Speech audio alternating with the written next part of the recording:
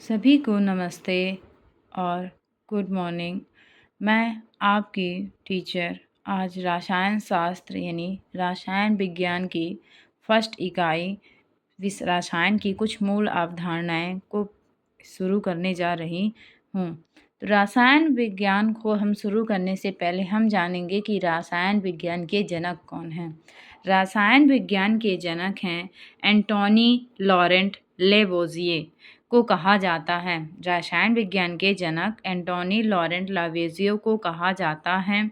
इनका जन्म 26 अगस्त 1743 एवं मृत्यु 8 मई 1794 को हुआ था। इन्होंने रासायनिक नाम पद्धति प्रस्तावित की जो आज भी मान्य है तथा इन्होंने ऑक्सीजन की खोज की थी। रसायन शब्द कहाँ से आया? रसायन शब्द आया हमारा विज्ञान से। कहाँ से आया? विज्ञान से। तो विज्ञान क्या होता है? विज्ञान का प्रयोग निरीक्षण एवं परिणाम से प्राप्त क्रमबद्ध सुव्यवस्थित एवं सुसंगठित ज्ञान को ही क्या कहते हैं? हम विज्ञान कहते हैं। विज्ञान की कई शाखाएं होती हैं जो निम्न प्रकार की होती हैं, जैसे खगोल विज्ञान, भूविज्ञान, जंतु विज्ञान, वनस्पति विज्ञान, भौतिक विज्ञान और रसायन विज्ञान। खगोल विज्ञान का अर्थ होता है कि खगोलीय पिंड, आकाशीय उपग्रह, तारों, चंद्रमा के बारे में अध्ययन करना।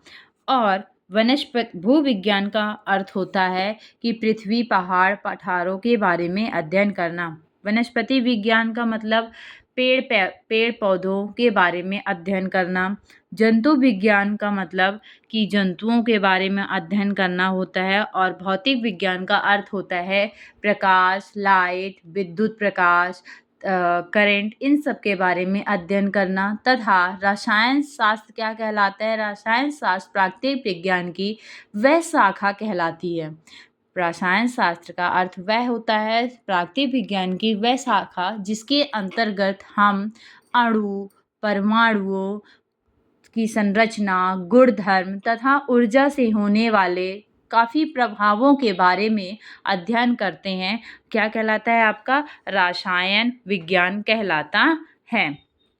तो यहाँ से रसायन विज्ञान मतलब क्या कहते हैं कि रसायन विज्ञान का उत्पत्ति कहाँ से हुई? रसायन विज्ञान की उत्पत्ति हुई है आपकी जनक कौन है? एंटोनी लॉरेंट लेवोजिए। इनका जन्म कब हुआ था? 26 अगस्त 1743 में तथा मृत्यु कब हुई थी? 8 मई 1794 को हुई थी।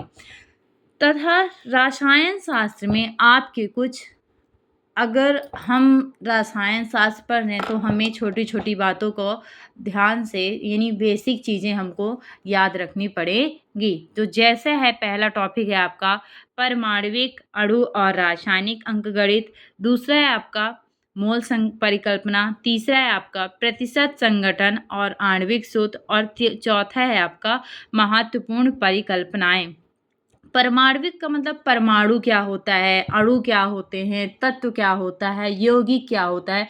हम रसायन शास्त्र पढ़ते हैं लेकिन कभी कभी ऐसा हो जाता है कि हम रसायन शास्त्र पढ़े लेकिन हमें यही नहीं पता रहता कि तत्व क्या होते हैं, अणु क्या होते हैं, परमाणु क्या होते हैं। तो हम बिल्कुल छोटी से छोटी चीज़ों को लेकर चलेंगे अपने साथ ताकि आपको सभी चीज़ें मतलब अभी से ही क्लियर होती चले। तो मान लीजिए आपके पास एक लोहे का टुकड़ा है। मान लीजिए आपके पास एक लोहे का टुकड़ा है जिसमें आपका मान लो एक ही प्रकार का क्या है?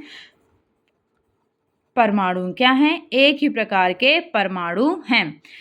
आपका एक क्या है? लोहे का टुकड़ा है जिसमें एक ही प्रकार के क्या है? आपके परमाणु हैं जो कैसे हैं? शुद्ध अवस्था में। शुद्ध अवस्था से कैसे? अर्थात जैसे हम Fe के साथ हम किसी चीज़ और अन्य पदार्थ को ना मिलाएं। हम Fe के साथ, मान लीजिए हम Fe के साथ किसी और चीज़ को मिला दें, जैसे सल्फर को मिला दें, तो क्या हो जाएगा? वो अशुद्ध अवस्था में आ जाएगा। हमने यहाँ पे क्या रखा है? सिर्फ Fe का एक शुद्ध टुकड़ा रहनी है। Fe का क्या है? एक परमाणु है जो कैसी अवस्था में है? शुद्ध अवस्था में। यानी एक ही प्रकार के परमाणुओं से मिलकर बने हुए पदार्थ को, एक ही प्रकार के परमाणुओं से मिलकर बने हुए किस अवस्था में? शुद्ध पदार्थ से मिलकर बने हुए क्या कहते हैं उसके हम? तत्व कहते हैं। क्या कहते हैं? तत्व, एलिमेंट, जिसे हम क्या कहते हैं? एलिमेंट।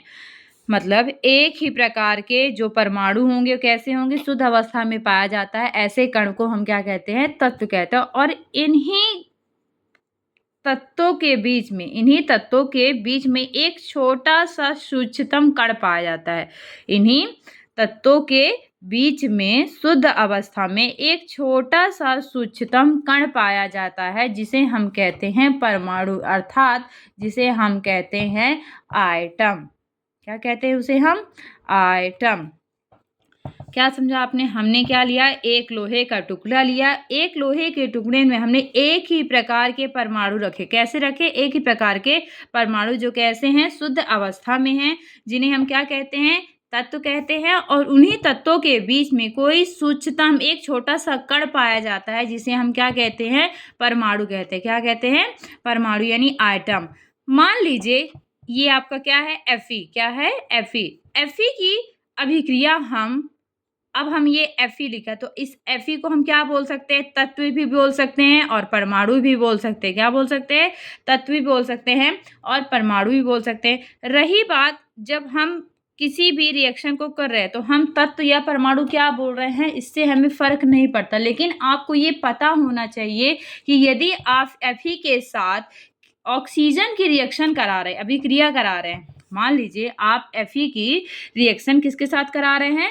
ऑक्सीजन के साथ, तो ये Fe क्या कहलाएगा? आपका तत्व कहलाएगा कि परमाणु कहलाएगा? तो आपको पता होना चाहिए कि एक ऐसा कण जो हमको दिखाई भी नहीं देता, तो वो मतलब हम एक ऐसा कण जो हमको दिखाई भी नहीं देता, वो बताइए भला कैसे रिएक्शन कर सकता है? यानी यहाँ पे ये क्या कहलाएगा? आपका तत्व कहलाता है। क्या कहलाता है? ये हमेशा आपका तत्व। बाकी हम आम शब्दों में तत्व और परमाणु, इनको कॉमन हम कुछ भी बोल सकते हैं, लेकिन आपको ये चीज़ पता होनी चाहिए कि यहाँ पे जो ये Fe रिएक्शन कर रहा है वो कैसा है? तत्व है। क्योंकि ऐसा कण जो हमको दिखाई भी नहीं देता, उस कण को हम कहाँ से लाएंगे Fe को, और उसके साथ उस ऐसे कण को लाएंगे रिएक्शन, जैसे हम ऑक्सीजन के साथ रिएक्शन करा रहे हैं, तो हम एक ऐसा कण भी ऑक्सीजन लाएंगे जो उसके साथ क्या कर सके? अभिक्रिया कर सके। यानी तत्व और परमाणु मान लीजिए दोनों ही बोला जाता है, लेकिन आपको ये पता होना चाहिए कि जब भी कोई हम अभिक्रिया कराते हैं, तो यहाँ पे ये क्या रहते हैं? हमेशा